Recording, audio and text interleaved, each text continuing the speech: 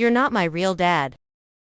The words cut through me like a rusted blade, jagged and merciless. My 16-year-old daughter Emily stood before me, clutching a DNA test in her trembling hands. My wife Laura paled, her grip tightening around the kitchen counter. "Emily," I said slowly, my voice a low growl. "Where did you get that test?" She hesitated, her eyes flicking toward her mother. "A friend at school. She found out her dad wasn't hers, so I got curious." Curious. My little girl, the one I had rocked to sleep, taught to ride a bike, had suspected something all along. And she was right. Laura finally spoke. "Honey, I can explain." "Save it." My voice was ice. Betrayal is a peculiar thing. It doesn't just wound, it rewrites your past, taints every memory. 17 years of marriage a lie. I turned to Emily. "Who's the real father?" She shook her head. "I don't know. It just says you're not." Laura was trembling now. "Good.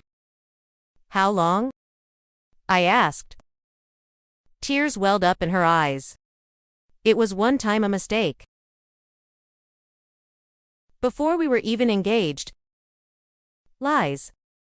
The cracks in her mask were widening. Emily bolted from the room, the weight of shattered identity too much to bear. I stayed silent, calculating. And then I got to work. First, I called my lawyer. Quietly, methodically, I gathered the financial records, the house deed, every account we shared. I was always the provider. She was comfortable, careless. She had no idea that our home, our savings, everything was in my name. Next, I hired a private investigator. If she was lying about the time frame, I needed proof. 2 weeks later I had it.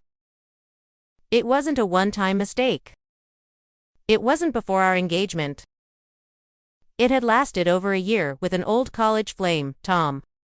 A man she had sworn she never thought of. A man who apparently had no idea he had a daughter. Perfect. Step 1: Exposure. I arranged for a dinner. Just the three of us, Laura, Emily, and me. As we sat down, I slid a folder across the table. "Read it," I told Emily. She hesitated but opened it. Photos. Emails. Bank transfers. A birth certificate with the father's name left blank. Her face twisted in horror. "Mom." Laura's mouth opened-closed. "You've lied to her for 16 years, I said, my voice even to both of us. Step 2: Financial ruin.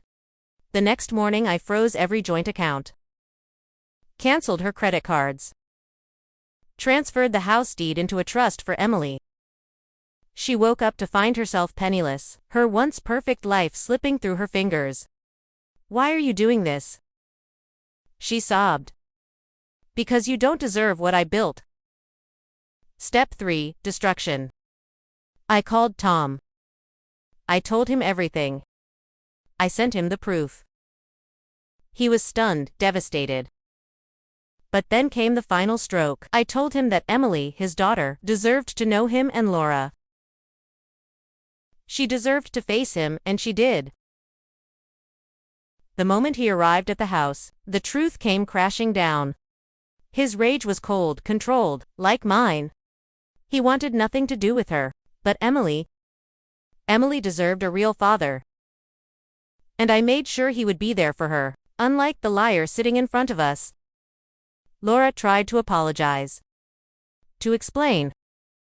To bargain. "Please," she whispered. "I love you," I leaned in. Voice barely above a whisper. "No, you love what I gave you." And then I walked away. Emily chose to stay with me. Tom slowly became part of her life. Laura. She lost everything. The house, the security, her daughter's trust. Betrayal has a price. And she paid it in full. What would you have done in my place? Drop your thoughts in the comments and subscribe for more stories.